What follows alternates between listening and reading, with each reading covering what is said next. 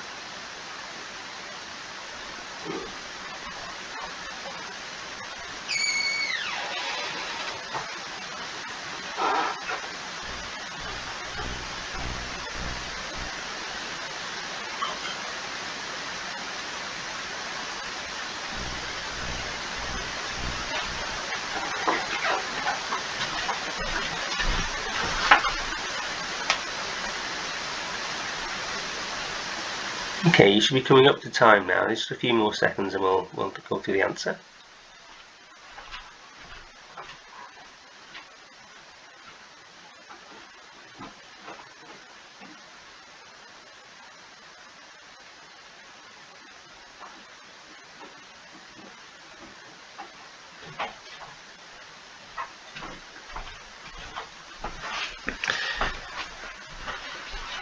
Okay, that's time on this question here. Now you do have a lot more time available to you, because this is 8 marks here. So if you haven't finished off the answer, then pause it at this point and finish off your answer. Really, you've got a good 6 minutes to get this one right. So we'll go through the answer now. So this was an important one here, because you've got a lot of marks here for this VAT calculation here. Basically, this question is more of a test of VAT than anything else really, and it's important to hoover up all of those marks and get it right. So what you do is you create a little table with the gross, the net, and the VAT, and you calculate them independently of one another. So here in this first one here, you've got £41 and 55 pence. So that's the net. So that's the net figure that we're starting off here. And in the instructions, we've got VAT at 20%. So what we're going to do is we're going to calculate the gross and the VAT independently of each other. And then we're going to add them together to see if they add together. So this VAT is going to be 20% of the net. So that was 20% of the net there. And then the gross is the net times by 1.2 here. Then you add those two together and see if it's the same figure. And that means that if you did make a mistake in your calculation or whatever for one of them, it's not going to bring down the whole question. And so that's how you do it. And this is what's just checking your work really, because you can just do the question twice, and that means that you got 2 different answers, and then you have to do the question 3 times. So here we've got the net in here. This is the one that we start with, and then we're going to calculate the VAT, 20% of the net, and we're going to calculate the gross, 1.2 times the net. Here, then we're going to add the net and VAT together, see if it equals the gross, and we're sorted. Here we've got £35.28 including VAT. So this is the gross. We start with the gross here. So divide by 1.2 to get the net, times the net by 20% to get the VAT, and then add them together to see if they equal that. There. So if this was wrong in here, and then you multiply it, so you got that one wrong, and then you multiply it by 20%, and then you'd know that you weren't right in the answer, because it then wouldn't equal back to the gross. So that was the answer, and that's the approach to going through this question really. Put whatever one you've got, the gross and the net or the VAT in your little box, then calculate them independently of each other.